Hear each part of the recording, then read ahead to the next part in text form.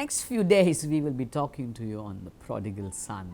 We all know the story, right? But we will dissect certain sections of it and meditate what God wants to speak into our lives.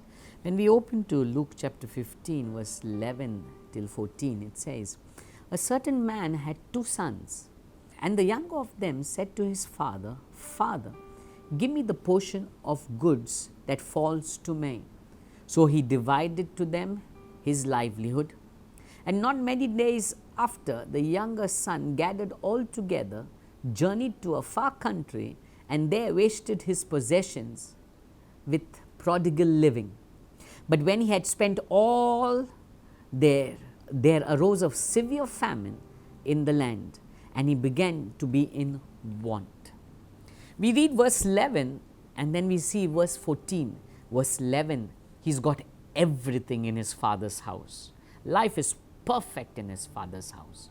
But when we finish at verse 14, we read that he is in want. You see, as long as he was connected to his father, as long as he lived in the covering of his father, there was no lack. There was nothing that he lacked.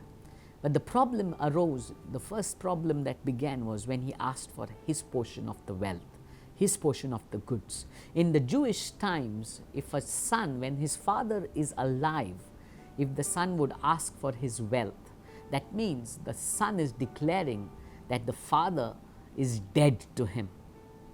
That means when the son goes and says, "Give me my share of the wealth," what he's saying is, "You are dead. I don't love you. I want nothing to do with you. You are dead to me."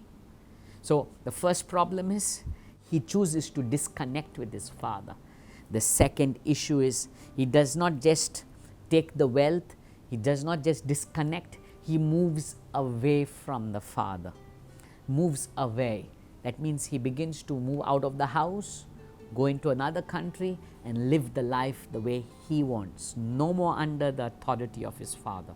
No more under the direction of his father. Because in the Jewish customs, as long as the father was alive, the child could not make his own decisions, could not live the way he wanted. Everything the father said he had to do. So when he moved away, that means, "I'm no more coming under your authority. I will do it and live life my way." But what happens in the end is he moves from abundance, from having it all, to a time of famine. And not just to a time of famine, to a place or position of want.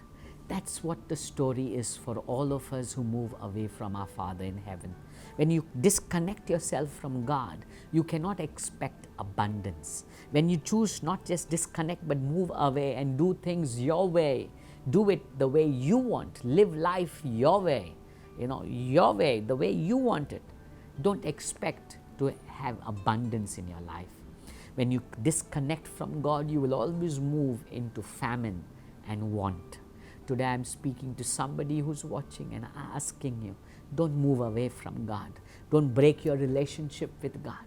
Maybe things are not working right now the way you want, but that does not mean that God is not going to look after you. He's still Jehovah Jireh, our provider. He's still a giver. He's still a miracle worker. All you need to do is still stay connected to Him, and you will never, never be disappointed.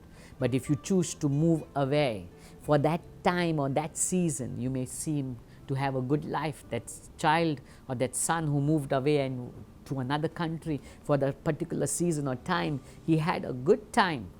But then famine did come, and then he landed up in want. I want to tell you, don't move away from God. You will end up in famine and want. You will end up in lack. You will not experience abundance. Stay connected and you will experience abundance.